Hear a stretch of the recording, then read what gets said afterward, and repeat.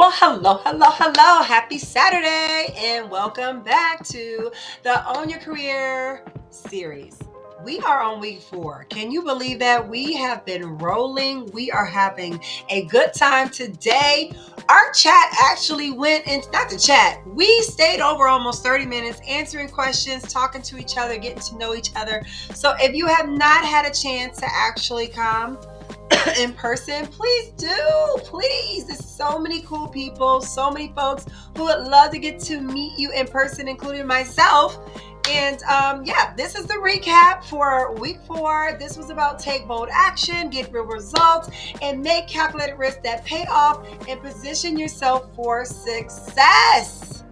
We had fun. I just love it. I'm still off of that energy. So excuse me if I'm a little bit over, because I'm hyped, and there's nothing wrong with being hyped.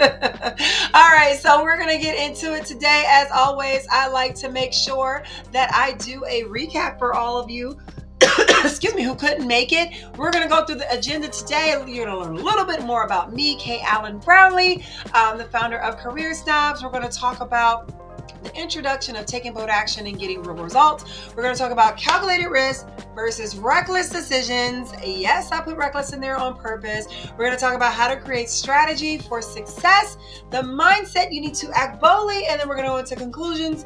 No Q&A, no virtual networking, but I always tell folks, just make sure you look at what you get from Eventbrite. It kind of adds it all in and all that good stuff. And try to join us next time. We only have 3 more. So at least for this quarter. But we're going to keep on doing this. We're having a lot of fun. So let's get after it. So about me, my name is Kay Allen Brownlee. I am the owner and founder of Career Snobs. And Career Snobs, I like to tell folks, I want you to own your career. I want you to make it yours. And that's exactly what I'm doing, okay? So I have worked in very amazing companies in my life. I feel so fortunate. I've actually worked my way up, around, down, side, up ways, all type of ways. And I like to think of myself now as a career advocate. What I do on this is really to go with where I'm going with this, to make sure that career training is accessible for all. Accessible for all. I want to make sure that you understand that when it comes to accessibility, it's not just money. It's not just knowing the right people. Sometimes it's being around the same mindset. Sometimes it's being around people who understand and who have a positive mindset as far as their career and understand where they're going and have mapped it out. That's what this is about. And so keep that in mind, that it's not just about the accessibility that you hear about. It's also about being in an environment in which it allows you to thrive in this arena. All right, so I've been in recruiting and HR for almost 15 plus years. I know I don't look like a day over 25, but I am. And I have done so much when it comes to programming, talent training, talent acquisition, talent management, all those good things. And I love to do it. And that's why I do this. I've hired more than 20,000 folks, whether it's class-based, with the teams that I've been able to lead. As myself being a recruiter, I have done it all, my friends. And so I'm not just here telling you that, hey, I think, and I maybe, and could you, and no, I'm telling you what I did. I'm telling you some of the things that held me back, and that if I knew ahead of time, I would have changed. Okay. So I always say, no fluff, no gatekeeping. This is who I am. I am very authentic when it comes to these type of things, because I feel like sometimes we don't talk about these things at work. And this is our opportunity to get abreast of some of the things, the conversations that are happening, so we can do better with our careers and we can make them ours. Okay, enough about me. Let's move on. I always start with a quote. This quote is, fortune favors the bold, but strategy favors the prepared. When you think about fortune and taking risks and doing certain things, sometimes taking those extra risks, doing those extra things, the favor does come. Success can follow. But when it comes to strategy, it is all about being prepared. And everything we're doing, everything that I'm teaching is all about being prepared. It's all about being ahead of the game, not relying on certain pieces, but building your strategy up and allowing for people to assist you with it versus the other way around. All right. So let's talk about it. So we're today, I call it the power play because I feel like this is when we start making those power moves. Taking bold action, getting real results. Think about this. Making bold moves isn't just about taking risks. It's about making the right moves at the right time with confidence and strategy. Confidence, strategy. I've talked over that over the last couple of weeks. Confidence. What do you have inside of yourself? How are you really building up the model that you want, right? And how confident are you in your skills and where you're going? Because it all starts there. If you don't have that confidence there, it will trickle and bleed into everything else that you do. It will cause insecurities. It will not allow you to make those moves. It will just completely derail and delay you. So make sure in everything that I'm telling you that you're building up your toolbox so you're confident that you can do the work, okay? If you've been playing it safe, waiting for the perfect moment, it's time to change the game. Yes, that's what this was about, right? And so this whole session is about taking calculated risks, how they pay off, how to be more successful, certain things. It's a couple of things, but it's all about positioning you for long-term success. We're not in this for the short game. We're in this for the long game. So just start thinking about the fact that we're not trying to make reckless decisions anymore. We're not trying to let our emotions rule our path. We're trying to make sure that we're making intentional action that leads to powerful career breakthroughs. Okay? I hope you're ready for what's next. So first, let's talk about the difference between calculated risk and reckless decisions. Now, if I were to get personal, you know, how many times I've made a move or did something because I was mad or upset or hurt. Could have saved myself a lot.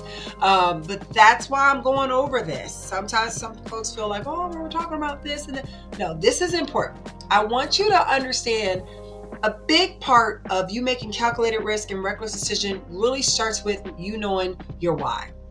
Bold moves should be grounded in purpose. Understand why you're taking a risk and what outcome you're aiming for.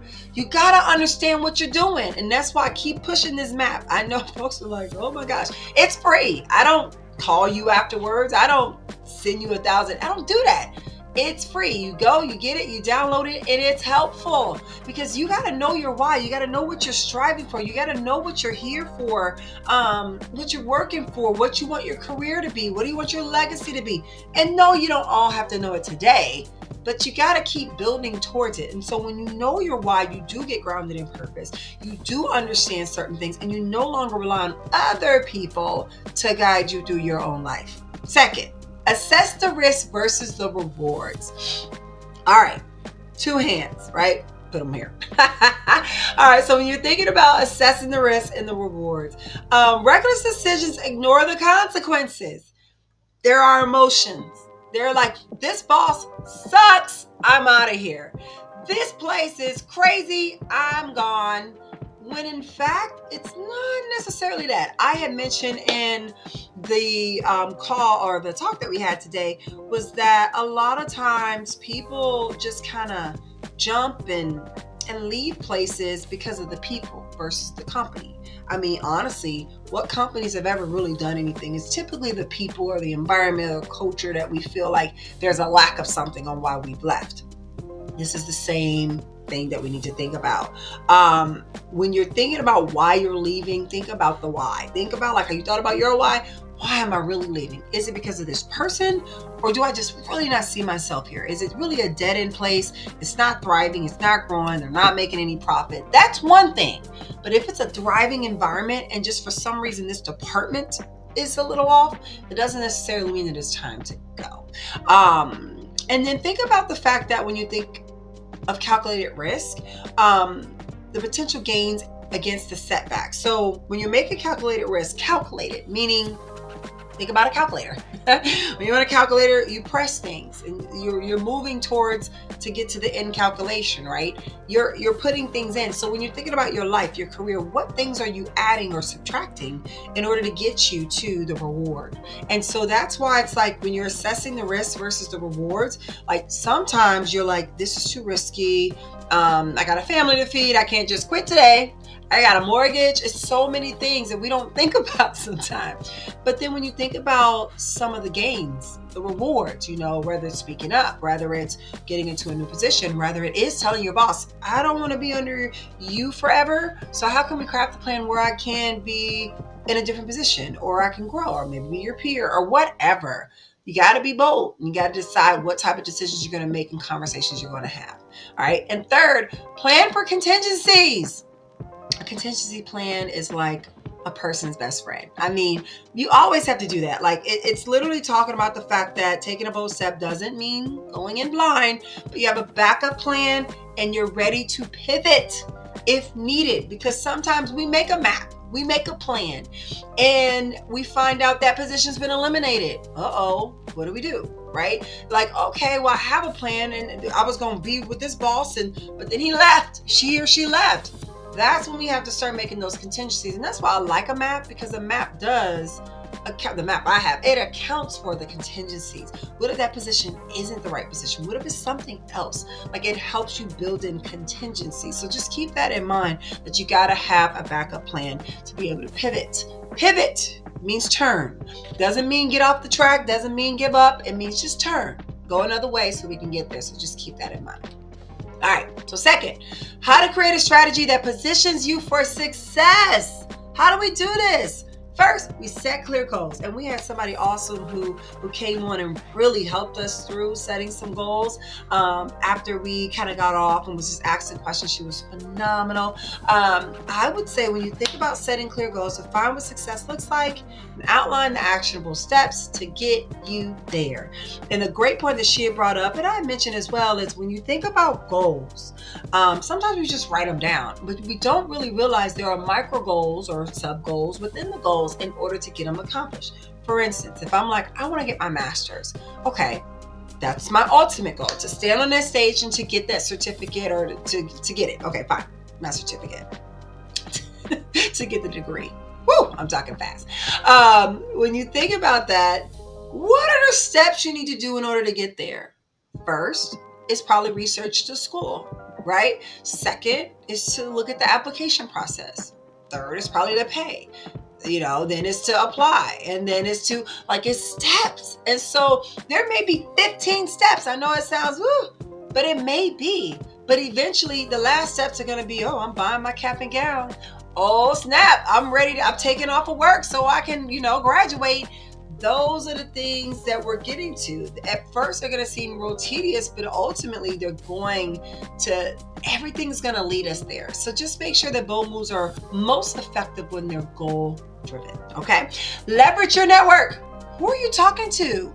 Who's in your circle? There's a difference between friends and folks that are really helping you with your career, and your peers. Like, we have to start distinguishing that. We have to start saying, I can have friends from elementary school that I love dearly. I have them from high school, but it doesn't mean that I can't have peers and people within my field that is keeping me on top of my game. Because sometimes you're not talking about career stuff with your friends. You're just talking about life things, goals, kids, whatever. But you're not always talking about career or whatever you're trying to do. So just keep that in mind. You want these systems to support you in what you're doing. And sometimes if you're on an island by yourself, it is very hard to achieve your goals. So just keep that in mind. Stay consistent. This was a big one, because in everything that we're doing, I tell folks, when it comes to your brand, to creating goals, to doing that, you have to stay consistent. You have to know the strategy isn't just about starting strong. It's about staying committed and adapting as you go, the pivots as I go. So just keep that in mind, that you do have to make sure that you're consistent, that you're aspiring toward your goals, but then you're also consistent in who you are, who you're becoming. Because a lot of times we started off one way, we seemed all off the cusp, and just, they're like, doesn't really seem like you could do that. But as you start to show that consistency of change, that consistency of evolving into that leader or whatever you want to be, that's when people realize you mean business. So that's why I put that in there. All right. The mindset: you need to act boldly and confidently. Embrace fear as a fuel. This was something that it came up. People were like, my fears. Fears, It's in all of us. We all have fears.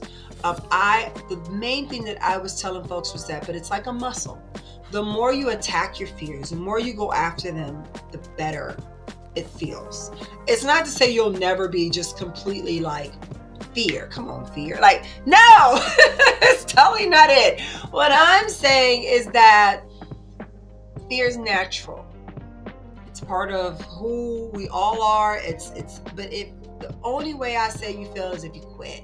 And sometimes you need to quit. So I don't even know if that's totally, sometimes it's good to walk away from things, right? I feel like, but if you just try something one time and it was like, I'm done with this, like, and it's something you really, really, really, really want, just think about the fact that it shouldn't hold you back. It should inspire you, And as I was telling a nice young woman, I was like, hey, if fear is a thing, write down the things that you fear and start trying to conquer them. And some of them are bigger than others. Some of them may be, I don't like to talk in front of people, or I don't like to ask questions or in front of people, or it could be anything. But when you think about it, as you start to embrace the fears and to conquer them, yes, your chest is still going to beat, your stomach's going to still feel a little queasy, but overall, you'll still be able to push yourself forward instead of retreating. So the more you build that, the more you'll become more accustomed to that uneasiness, but the more brave and courageous you'll become into walking face first into it. Oh, gosh, we talked for so long today. I feel like my throat is hurting, but I wanted to make sure I got through this because it's important. Trust yourself is the second thing. You got to trust yourself. A big piece that keeps coming up with folks is like, I don't trust myself. And I tell folks, if you don't trust yourself, how can anybody else trust you? How can your family, your kids, your friends, whatever, your coworkers, your leader, your boss? I like to say leader, but I understand some of you have managers and bosses and people who don't lead. So I respect that, but you have to make sure that you respect and own and love and embrace who you are, and realize that you weren't put here to know everything. We all have different gifts, and that perfection isn't a place to keep. It's not an environment to thrive in. I say excellence is a good way, but yeah, perfection, it's too hard to aspire for, and it's just not the way to live. So if you don't trust yourself, it's probably because you're trying to be perfect in these ways, and you don't have to be. So just know that bold moves require self-belief. You want to own your strengths, trust your experience, and know what you're capable of. And that you're capable of more. And it says that there. Because once you realize it, nobody else can tell you that you don't. So keep that in mind. And then stay resilient. I put this on here because even as you embrace your fear, even as you trust yourself, even as you do all those other things, you're going to have to be resilient. And it doesn't mean you have to be bulletproof, meaning that nothing can penetrate, nothing can get to you. I don't cry, I don't respond. No, what I'm saying is that bold actions don't always require instant results. And so you have to keep learning, adjusting, keep going, and unwavering determination. I'm reading some of this because sometimes I do go off the cuff, but I want you to hear that, because you think resiliency is just strength sometimes, but a lot of times it's the consistency, it's staying on point. Even when you're getting pushed and people want to knock you down, it's you still focusing on the overall goal, and that's being resilient and making sure that you get there. Okay, we went through this pretty fast. These are our conclusions. And I do not press stop, you guys, on this. If you notice, I go through it. I don't have time for that perfection. You're going to meet me right where I am. So we're going to go through conclusions. I know I've been saying some things, and typically people would stop the video, but I'm not, because it's not who I am. So conclusions, 3 points. All right. Bold moves require intention, not impulse. Intentionality is everything. Oh, I can't talk today. Being intentional, focus, saying, I'm going to do this and I'm going to do it this way. it is so much different than when you impulsively do something. Like when you do something off impulse, it's no direction around it. It's just like, I'm gonna do it. It's emotions. It's emotions. And so I want you to recognize the signs of settling and take intentional steps to move forward. Realize that I'm going to be intentional about this, that I'm not going to conquer all of this in a day. That cave may not be giving me every single thing that I need, but I'm going to fill in the gaps, and I'm going to take accountability and ownership of my life, that I'm going to be intentional about my career. That's what that's about. Second, your success is built on one calculated step at a time. That's it. That's it. See, sometimes we think we need to have this book of goals and conquer them every day, or we're failing, or if we forgot to do something, we failed, or if we didn't do something. That is not the case. The case is every step gets us closer. And so you don't need a title to lead. We've talked about that in the last 2 weeks. Influence, ownership, and relationships build leadership credibility. That's what it does. So anything you're doing in those areas will allow for you to build who you are as a person, as a leader, as an individual, as a career person, whatever it is. But it's one step at a time, not 20, not 30. One.